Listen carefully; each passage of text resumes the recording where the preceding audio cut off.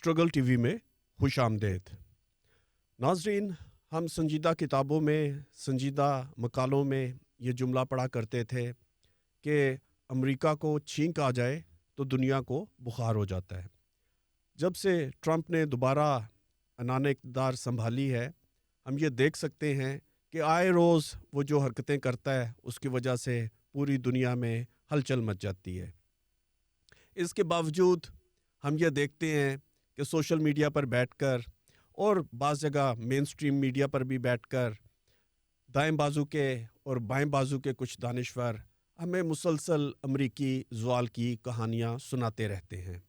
مجھے اس سے فرق نہیں پڑتا کہ دائیں بازو کے لوگ کیا کہتے ہیں، لیکن جب خود کو بایاں بازو کہنے والے بعض دانشور، بعض اکیڈیمک اس طرح کی باتیں کرتے ہیں تو یہ عوام کو دھوکہ دینے کے مترادف ہے، عوام کو، محنت کشوں کو بے خبر رکھنے کے مترادف ہے. آج کے اس پروگرام میں یہ دلیل پیش کرنا چاہتا ہوں کہ امریکی زوال کی کہانیاں غلط ہیں. یہ سوشل میڈیا پر سفلی مقبولیت حاصل کرنے کے لیے تو ضرور سنائی جا سکتی ہیں، لیکن یہ محنت کشوں کو وہ تربیت نہیں دے سکتی جو سامراج سے لڑنے کے لیے ضروری ہے، جو چاہیے.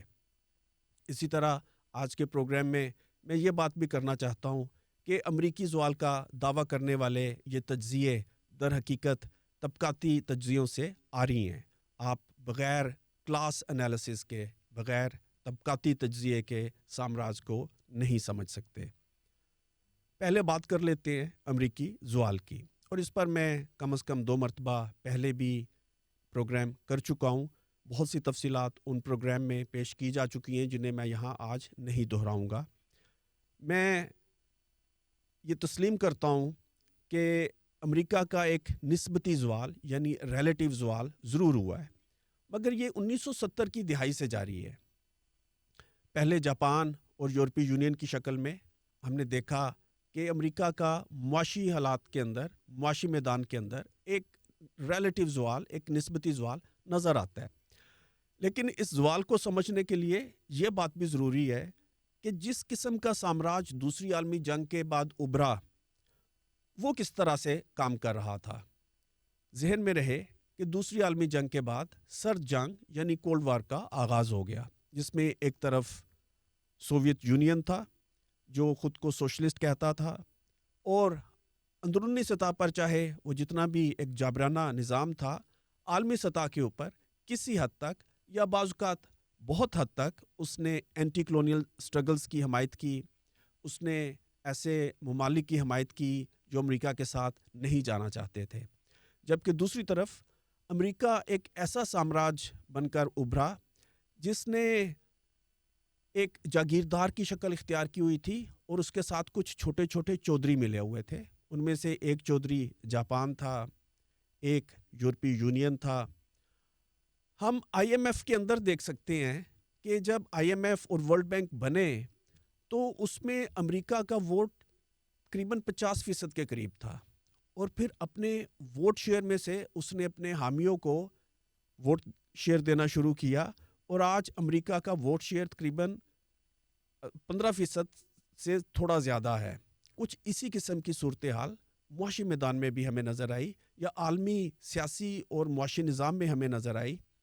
امریکہ نے یورپی یونین اور جاپان کے ساتھ ایک طرح سے کہا انسیڈ معاہدہ کر رکھا تھا کہ تم لوگ تجارت کرو، مینوفیکچرنگ کرو، صنعتی ترقی کرو.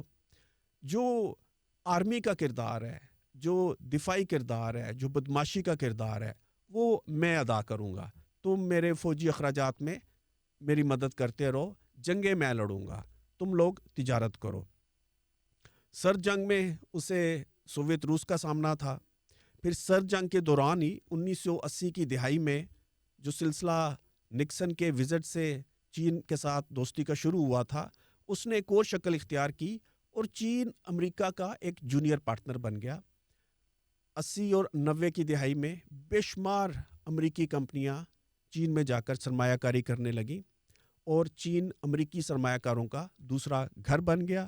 لیکن پھر اس صدی کے شروع میں، خاص کر پچھلے 15 سال میں، ہم نے دیکھا کہ چین ایک رائیول بن کر ایک حریف بن کر معاشی میدان میں سامنے آیا ہے. لیکن اس کے باوجود اس گھمبیر اور تھوڑی پیچیدہ صورتحال کو سمجھنے کے باوجود ہم یہ دیکھ سکتے ہیں کہ چین اب ایک حریف ہے، اور اس لحاظ سے معاشی میدان کی حد تک یا کسی حد تک چین کی بڑھتی ہوئی فوجی قوت کے پیش نظر بھی ہم یہ کہہ سکتے ہیں کہ امریکہ کا ایک ریلیٹیو ڈکلائن ضرور ہوا ہے. لیکن یہ ایک ریلیٹیو ڈکلائن ہے، یہ ایبسولوٹ ڈکلائن نہیں ہے. امریکہ آج بھی سب سے بڑی معاشی قوت ہے، امریکہ آج بھی سب سے بڑی فوجی قوت ہے. مجھے ایک بیان یاد آ رہا ہے ایک بہت ہی معروف لبرل امریکی کالم نگار کا، جس نے کہا تھا کہ میکڈونلڈ دوسرے ملکوں میں F-16 پر بیٹھ کر جاتا ہے. آپ عالمی معاشی نظام بغیر بندوق کے، بغیر بدماشی کے، یعنی جسے ہم سامراج کہتے ہیں، وہ بغیر فوجی قوت کے نہیں چلا سکتے. آج بھی سب سے بڑی فوجی قوت امریکہ ہے، آج بھی سب سے بڑی ثقافتی اور کلچرل قوت امریکہ ہے. یہ بہت سے پروفیسر حضرات، دانشور حضرات جو امریکی زوال کی نوید ہمیں ہندوستان میں بیٹھ کر یا پاکستان میں بیٹھ کر سنا رہے ہوتے ہیں، یہ خود امریکہ کی یونیورسٹیوں سے پڑھ کے آئے ہیں، یا ان کے بچے امریکہ کی یونیورسٹیوں میں پڑھ رہے ہوں گے، یا ان کی خواہش ہوگی کہ ان کے بچے آئی لیگ سے ڈگری حاصل کر کے واپس آئیں. آج بھی ہالی ووڈ، امریکی میڈیا، امریکی اخبارات پوری دنیا کو ڈومینیٹ کرتے ہیں. میں دعوے سے کہہ سکتا ہوں کہ ان دانشوروں سے بھی پوچھ لیجئے گا کہ پچھلے چند سالوں میں سب سے مشہور چینی فلم کون سی تھی، چین کے سب سے بڑے چینل کا نام کیا ہے، چین کے سب سے بڑے اخبار کا نام کیا ہے، ان کو معلوم نہیں ہوگا. اس کے باوجود یہ اپنا تجزیہ جاری رکھیں گے. ٹیکنالوجی میں یہ درست ہے کہ ڈیپ سیک جیسے چینی جھٹکے امریکہ کو ضرور لگتے ہیں، لگتے رہیں گے، لیکن پھر بھی امریکہ اپنی برتری بار بار ثابت کرتا آ رہا ہے. ابھی چند روز پہلے جس طرح سے ڈائر وولف کو ڈی این اے کی مدد سے ریسرکٹ کیا گیا، وہ شاید غیر اعلانیہ طور پر اپنی برتری جتانے کا بھی ایک عمل تھا. قصہ مختصر، جب امریکہ کو چھینک آتی ہے تو آج بھی باقی دنیا کو بخار ہو جاتا ہے.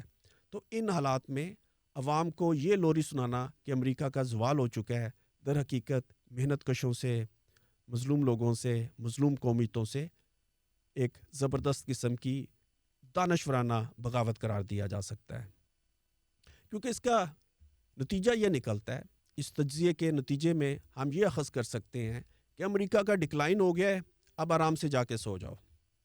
لیکن ہم دیکھتے ہیں کہ غزہ کے لوگ آرام سے نہیں سو سکتے. امریکہ کے زوال کے باوجود 3 دن پہلے یا 4 دن پہلے جب نیتن یاہو نے وائٹ ہاؤس میں ٹرمپ سے ملاقات کی، تو ٹرمپ نے سامراجی غرور کے ساتھ، ڈٹائی کے ساتھ، بے شرمی کے ساتھ پھر یہ کہا کہ غزہ ایک بہت اچھا ریئل اسٹیٹ پروجیکٹ بن سکتا ہے. میں حماس کی حرکتوں سے تنگ آ چکا ہوں، میں روز روز کی مارا ماری سے تنگ آ چکا ہوں، میں اس کو ایک ریئل اسٹیٹ پروجیکٹ بنا دوں گا. ہمیں اس بیان میں کہیں امریکہ کے زوال کی جھلک نظر نہیں آئی. اس بیان کے جواب میں روس کی طرف سے، چین کی طرف سے، حتیٰ کہ نام نہاد مسلم میجورٹی اسٹیٹس کی طرف سے بھی ہمیں کوئی مذمت نظر نہیں آئی، اور یہ کر بھی لیں گے تو فرق نہیں پڑے گا. کیوبا، جہاں پچھلے عرصے سے بجلی کا نظام بالکل ناکام ہو چکا ہے، اور اس کی ناکامی کی ایک بڑی وجہ نہ صرف بجلی بلکہ تمام انفراسٹرکچر شدید مشکلات کا شکار ہے. لوگ 14 گھنٹے کی لوڈ شیڈنگ دیکھ رہے ہیں، اور اس کی سب سے بڑی وجہ تقریباً 60 سال سے لگی ہوئی وہ امریکی پابندیاں ہیں، جن کی وجہ سے کیوبا کے لیے سانس لینا مشکل ہو رہا ہے. کیوبا بالکل یہ نہیں کہہ سکتا کہ امریکہ کا زوال ہو گیا ہے، نہ وہاں کے لوگ یہ کہہ سکتے ہیں، نہ وہاں کی حکومت یہ کہہ سکتی ہے. میں یہاں پر یہ بھی کہنا چاہتا ہوں کہ دنیا بھر کے مظلوم لوگوں کو کھل کر کیوبا کے ساتھ یکجہتی کا اظہار کرنا چاہیے. پاکستان میں چاہے ترقی پسند لوگ بہت کم ہیں، انہیں کھل کر کیوبا کے ساتھ اپنی یکجہتی کا اظہار کرنا چاہیے. کیوبا کے انقلاب کو بچانا علامتی طور پر اور عملی طور پر بہت اہمیت کا حامل ہے. اسی طرح چند ہی روز پہلے امریکہ کا وزیر دفاع پاناما میں موجود تھا. پاناما کی خبریں پاکستانی میڈیا میں بھی نہیں آ رہی اور امریکی زوال کی کہانیاں سنانے والے دانشور بھی ہمیں نہیں بتا رہے.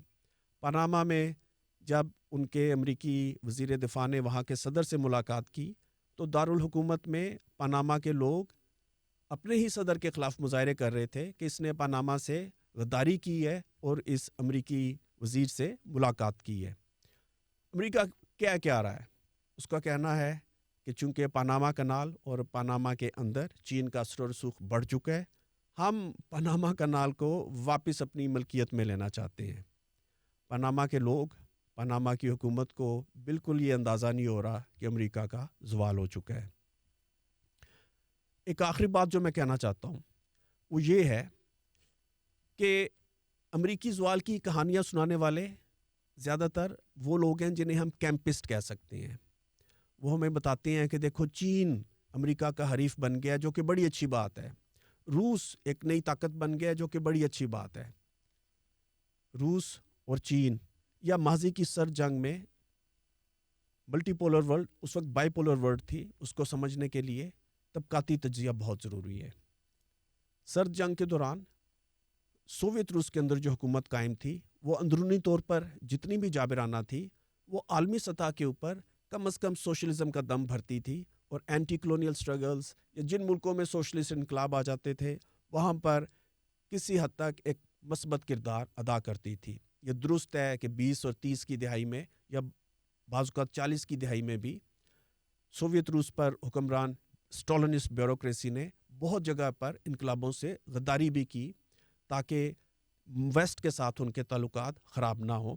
اس کی ایک مثال یہ بھی تھی کہ تھرڈ انٹرنیشنل ختم کر دی گئی، لیکن وہ ایک دوسری بحث ہے، وہ ہم پھر کسی وقت کریں گے.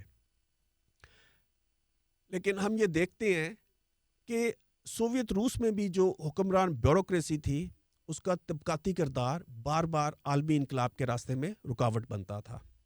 اس وقت چین کی جو حکمران کلاس ہے یا روس پہ جو پوتین اور اس کے حامیوں کی شکل میں ایک کلیک مسلط ہے، وہ اپنے ملک میں اپنے ہی محنت کشوں کے سب سے بڑے دشمن ہیں. چین کے محنت کشوں کا اتنا استحصال امریکی کمپنیاں نہیں کرتی ہوں گی جتنا چین خود کرتا ہے. روس کے محنت کشوں کے ساتھ اتنا ظلم امریکی سرمایہ آ کے نہیں کرے گا جتنا روسی سرمایہ خود کر رہا ہے. تو یہ جو دانشور ہمیں کہانیاں سنا رہے ہیں امریکی زوال کی، در حقیقت یہ چین میں، یہ روس میں وہاں کے محنت کشوں سے بھی غداری کر رہے ہیں. اگر ہم یہ چاہتے ہیں، اور یہ ضروری ہے، یہ انسانیت کی بقا کے لیے ضروری ہے، کیونکہ بات پہلی اور دوسری عالمی جنگ کی طرح محض سامراجی لوٹ مار کی نہیں رہ چکی. اب بات ہمارے ایکولوجیکل، ہمارے ماحولیاتی سروائیول کی بھی ہے. سرمایہ داری نے، اور جس کی ایک عالمی شکل سامراج کی شکل میں پوری دنیا پر مسلط ہے، اس نے بطور انسانی اسپیشی ہمارے مستقبل کو مخدوش بنا دیا ہے. اس کی بار بار کئی شکلیں تو ہم پاکستان میں دیکھ رہے ہیں. آج جب میں لاہور میں یہ پروگرام ریکارڈ کر رہا ہوں تو یہاں پر ایک زبردست قسم کی بارش بھی ہوئی ہے جس سے کسانوں کا زبردست نقصان ہوگا. ہمیں بالکل پتہ نہیں چلتا کہ کس موسم میں اب فصلیں کاشت کی جائیں، کس موسم میں ان کو کاٹا جائے، اور پھر سیلاب، ارتھ کویک اور اسموگ، نہ جانے کیا کیا بلائیں سامراج نے، سرمایہ داری نے اس دنیا پر مسلط کر دی ہیں. اور پہلی دفعہ ایک معاشی سیاسی نظام کی وجہ سے انسان کا اس خطۂ ارض پر زندہ رہنا ایک سوالیہ نشان بنتا جا رہا ہے. اس سامراج کو شکست دینے کے لیے صرف ایک ہی راستہ ہے کہ نہ صرف امریکی سامراج بلکہ چینی سامراج، روسی سامراج، یورپی سامراج اور جتنے بھی سامراج ہیں ان کے خلاف دنیا بھر میں کیوبا کی طرز پر اور 1917 کے بلشوک انقلاب کی طرز پر انقلابات کیے جائیں. سرمایہ داری کا، سامراجی نظام کا خاتمہ کیا جائے. کسی قسم کی یہ خوش فہمیاں نہ پالی جائیں کہ امریکی زوال اور چین اور روسی سامراج کے ابھار سے انسانیت کو کوئی نجات مل جائے گی. اس پروگرام میں ساتھ دینے کے لیے آپ کا بہت شکریہ.